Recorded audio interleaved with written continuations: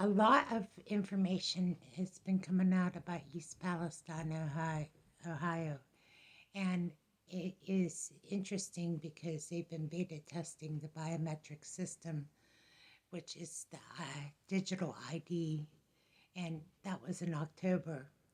And now it's very interesting how the time that we're living in the falling out of our economic system, is coming to a real crashing disaster. So, what I wanted to talk to you about today was how far are we in this serious situation that we find ourselves in? How ready are you for what's about to happen? There's going to be bank holidays, bank closures.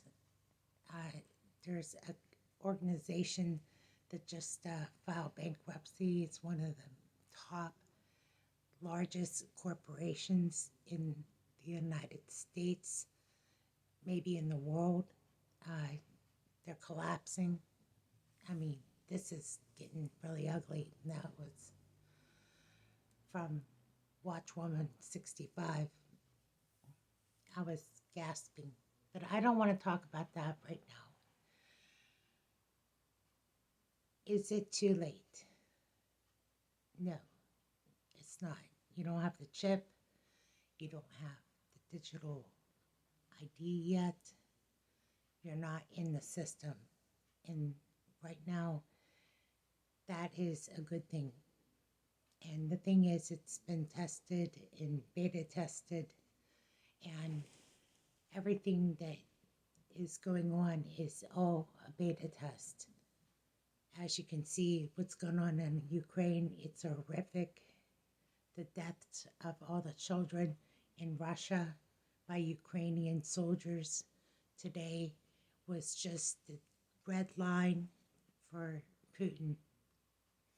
He has officially gone to war, and rightfully so, considering what is going on with the Ukrainian soldiers and the deaths of soldiers is incredible. They're taking young kids and throwing them on the front lines. The life expectancy of a Ukrainian soldier is 4 hours. This is getting really, really out of hand. And we know that our government is funding this. And the problem that we have is we have a conflict. We have a conflict of interest with our own very leaders that are supporting this war and NATO. Many of us don't go to anti-war rallies only because there's always travel restrictions or maybe some reasons that I can't think of right now. But is it too late? Well, no. Is it too late for America? No. If you stand up and you get your voice heard and you speak out, you understand the facts of the story that I just told you about what happened with the school bus today in Russia, where the Ukrainian soldiers killed children.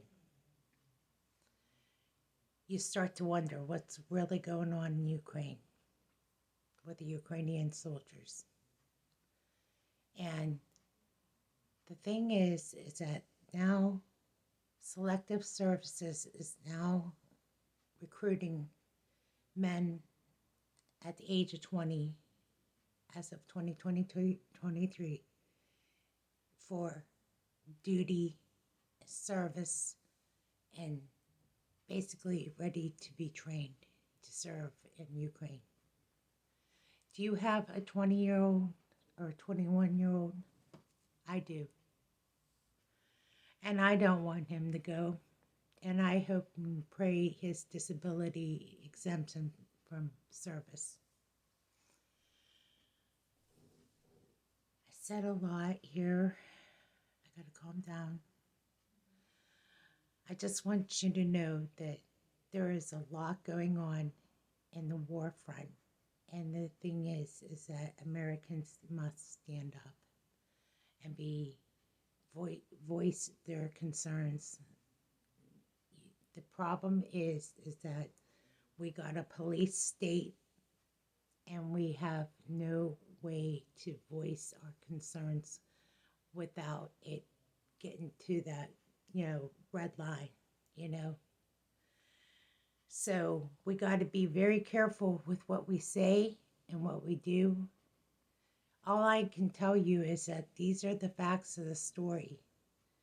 Now, if you want to check my references, I will get you that information and put it in the description box below. I really think that I've told you a lot in previous posts that Jesus is coming soon. But I don't really know. I really don't know. I don't know how long it's going to take. I don't know when. I can't predict that at all. I just know to have faith and believe and hang on. Because Jesus said himself, he goes, I'm going to come back and I'm going to find people with little or no faith at all. And it's going to be because mostly war weary, giving up hope, giving up. And this is the one thing we can do is hang on to hope. Hang on and believe. Believe in each other. I want to add, do you have a bug out bag? Do you have means to travel somewhere else? Like you can have a bug out bag, but where are you going? Make sure you have a place to go. You're not on foot and homeless. Okay, so get a checklist of things you need and have a plan, have a family plan. Talk to your brothers, talk to your sisters, talk to your neighbors. Get a plan together that you're not going to just go out there and with a bug out bag and know where to go. I mean, you can have a sleeping bag and sleep on the streets, but that doesn't make sense at all.